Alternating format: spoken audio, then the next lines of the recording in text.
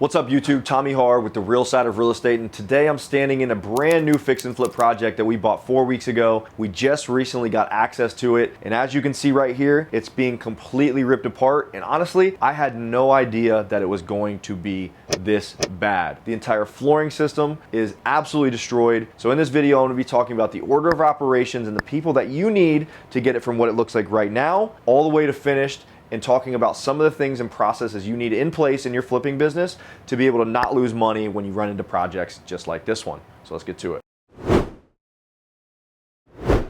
If you're new to my channel, my name is Tommy Har. I went from a 22-year-old home inspector to a millionaire real estate investor all by the time I was 30 years old. Everything in this channel you're gonna learn is what I call the real side of real estate. Me standing in houses that are destroyed, how to wholesale, how to flip, through things you're gonna be learning in this channel right here. This is not guru stuff, this is actual things that are gonna help you succeed out in this real world. Let's get it. I'm located in Columbus, Ohio. This house is in an outskirts city of Columbus, about 45 minutes out. It's known for its older houses and kind of being a little boony-ish, if that's a real word. So we bought this house for $160,000. It was actually put on the market with a few pictures. Now those few pictures, somebody was living in this house and it looked all good. This house was decent. My team member walked it. There was only one big walkthrough. They wouldn't let anybody offer until there was one walkthrough. So there was one group walkthrough.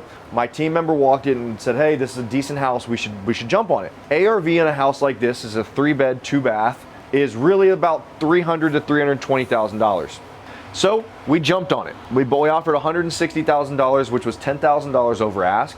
We even let the sellers stay in for an extra month or two if they needed. So that was the motivation for these sellers. They needed time to go find another place. Little did I know that this house was gonna be completely destroyed on the underside of it. So let me show you kind of what this place looks like. So we came in after the sellers moved out, and this house sits on about 1.5 acres. Like I said, a little bit boony-ish. A lot of these houses are built on crawl spaces. My team member thought it was built on a slab. Now he's still learning, don't rag on him in the comments. Everybody makes mistakes, but I knew that it wasn't on a slab because this place was built in 1936. I knew slabs, which are thick layers of concrete, really weren't common until after World War II, which is about 1945. So I knew right away, and knowing the areas, that this probably was on a basement or a crawl space, just like everyone else in the city. So couldn't find a basement, so wasn't a basement. So my next thing was a crawl space. And looking around the pictures on the outside, there weren't many vents. So I knew that knowing these houses well enough, there's probably gonna be some issues. My one question I asked him was, his name's Matt. I said, "Matt, how were the floors? Were they level? Were they slippery?" He's like, "Yeah, they looked great." So Matt, I'm ragging on you a little bit. These floors were not great. They were completely rotted out. You can see kind of the crazy construction. You got termite damage right here. You got cinder blocks kind of holding everything up. This place, I like to call these houses a 12-pack with your uncle, build it on a weekend type house. There's floor joists running this way into a main beam that's not being supported by anything. These joists are holding where Rob's at, they're holding up this house. So this piece of wood running that way is holding this house up, and the only thing holding this in are these nails into this beam right here.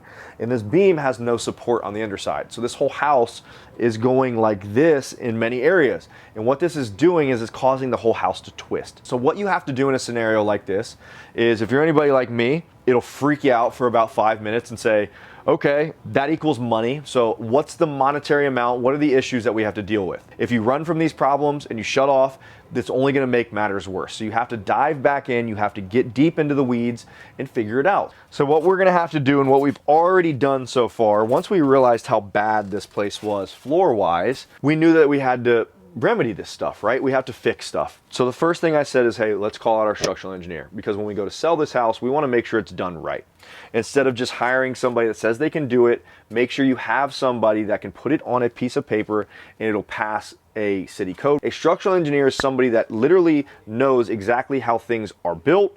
They know exactly load calculations. So we called out a structural engineer and said, hey, can you look at what is going on here and tell us exactly what we need to do?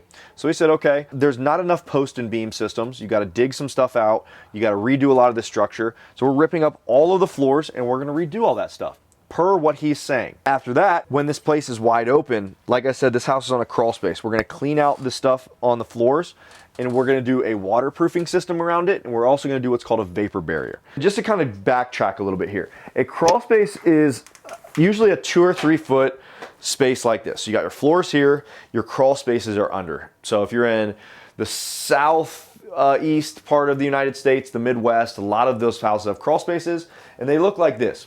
But the problem with these is they're cheaper to build and they're dirt floors. Those dirt floors often get wet and that moisture comes up and rots out your subfloor. So if you look through these joists here, you have a lot of mold and mildew. So here, I don't know if you can see it, you got mold right here, mold all the way through a lot of these floor joists. There's a lot of mold right on this one if you can see it. That means that this area gets wet. So what we have to do is we have to waterproof the outside and also lay what's called a vapor barrier down. A vapor barrier is a thick piece of plastic that's gonna span the entire crawl space, and that's gonna hold that water from coming in to our flooring system. So that's the remediation side of it. And then we're gonna also have to call in a really good framer who can do exactly what the structural engineer says.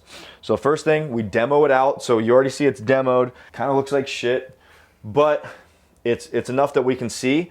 And our framer is gonna come in now and he's gonna rip all these floor joists out, everything top to bottom, and rerun all of this. So if you notice from this side to this side, this is the living room, these joists are probably 2 foot on center. That's not proper.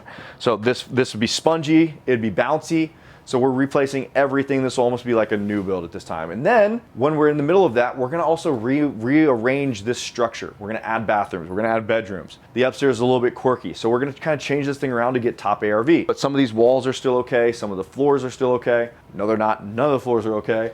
To be able to get this thing back up and running. So the way that you need to go about this, and if technically, if you're watching this video, this is in a small city that you can get away with no permits. If this is in a big area, you're also gonna have to get that structural engineer and put it on a permit and have the city come and look over your shoulder as well.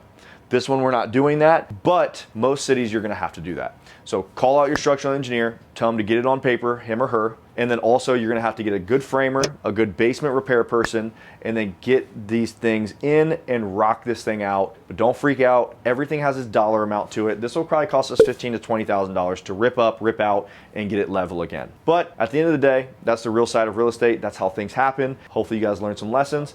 Also, what I was gonna mention on this video is you need a contingency budget. So our budget on this house before we saw this was $60,000, 60 to 70, but we always add 20% on top of that total amount in a, let's call it an imaginary account called a contingency budget. You always are gonna dip into this. You always need to have that set aside for shit just like this. So take it from me, you're always gonna need it. Don't try and fluff your numbers. This is a real side of real estate. Make sure you're adding those things to your budget. I promise it's gonna help you save money in the long run.